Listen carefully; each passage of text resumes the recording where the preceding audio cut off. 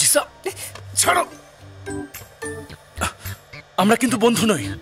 হয়ে যাব, কয়েকবার আমাদের মধ্যে দেখা হলে হয়ে যাব, চিন্তা করো না। বা শুধু রিল্যাক্স করো, নড়াচড়া করবে না একদম, ঠিক আছে? একদম ওঠার চেষ্টা করো না, ভেতর থেকে প্রশান্তি অনুভব করো।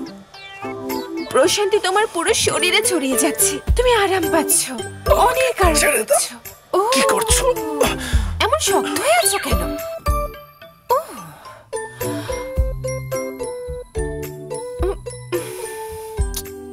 তোমার কোনো অনুভূতি হচ্ছে না?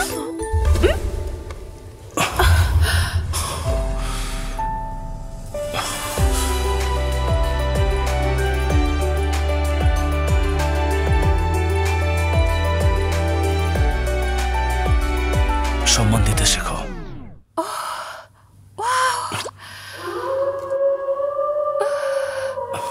কি করছো? ছাড়ো, হাত বের করো। আরে ছাড়ো জিসা, ছাড়ো। ফাইম স্যার, বুকিংটা আমি চলে যাচ্ছি। দাঁড়াও, ওকে বের করো। বের করে দিতে হবে না, আমি হাঁটতে পারি।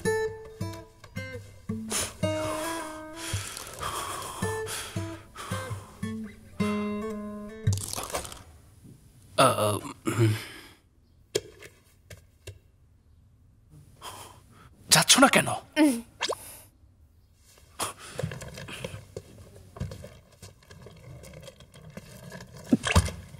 By bye, bye bye. Okay তুমি ঢুকিয়েছো? আমি? ফাইম স্যার, ওনার সাথে ঝগড়া করেছেন? কি বলছো? ঝগড়া করতে যাবো কেন? বুকিংটা আমি আগামীকাল। আগামীকাল মানে?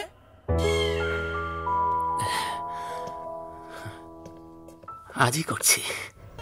কোনো ভয়ই কাজ করেনি, শরীরেও কোনো প্রতিক্রিয়া হয়নি। আমার এত বছরের অভিজ্ঞতা থেকে বলছি, মনে হচ্ছে মিস্টার ফাহিম তোমাকে বেশ পছন্দ করেন। পছন্দ? একে অপরের প্রতি আকৃষ্ট হওয়ার লক্ষণ। আকৃষ্ট? আচ্ছা, তাহলে তো ওকে আমার প্রেমে পড়াতে হবে। অবশ্যই হবে। মিস্টার ফাহিম হলো এই শহরের মেয়েদের সবচেয়ে কাঙ্ক্ষিত পুরুষদের একজন। জিসা, তোমাকে এই সুযোগটাই নিতে হবে। তুমি যদি তার মতো একজন সুদর্শন এবং প্রভাবশালী লোককে বিয়ে করতে পারো, তাহলে তোমার জীবনটা আনন্দে ভরে উঠবে। একটু এদিকে আসবেন, একটা অর্ডার ছিল। হ্যাঁ, আসছি। জিসা, চালিয়ে যাও। অবশ্যই। দারুণ সব কন্টেন্টে ঈদ কাটবে আনন্দে, শুধুমাত্র বঙ্গতে।